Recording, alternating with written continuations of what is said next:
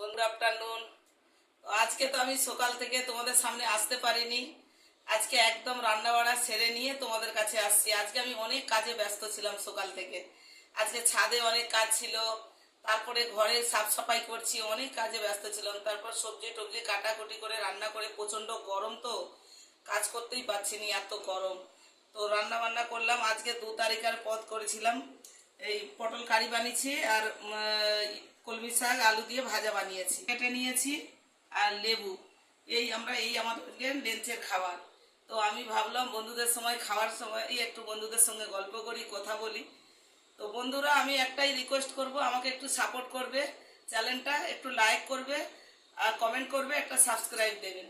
তো বন্ধুরা, আমি খুব সাপোর্ট চাই তোমাদের কাছে। যতটা তোমরা পারো সাপোর্ট করবে, তাহলে আমি আগে আরো নতুন নতুন তোমাদের কাছে ভিডিও বানিয়ে ছাড়তে পারবো। কারণ আমি তো নতুন, এখন অত কিছু জানিনি, কিন্তু যতটা সম্ভব আমি তোমাদের কাছে তুলে ধরার চেষ্টা করব। বন্ধুরা, তো এটাতেই তোমরা একটু আমাকে সাপোর্ট করতে থাকবে। আমি তোমাদের সাপোর্ট চাই। বন্ধুরা, রিকোয়েস্ট করছি তোমাদের কাছে একটু সাপোর্ট করবে আমাকে। আর আমি নতুন নতুন তোমাদের কাছে ভিডিও ছাড়তে থাকবো। কেমন হয় আমার রান্না বান্না চ্যানেলে থাকবে, একটু করে রিলসও বানাবো। তো আমি তো আর নতুন প্লেয়ারদের মতো আমি তো দিতে পারবো নি, কিন্তু যতটা সম্ভব আমি চেষ্টা করব।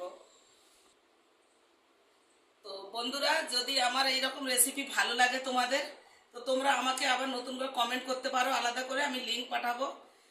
তো এইরকম করে আমাকে একটু সাপোর্ট করতে থাকবে। চলো, এখান পর্যন্তই। Bye bye.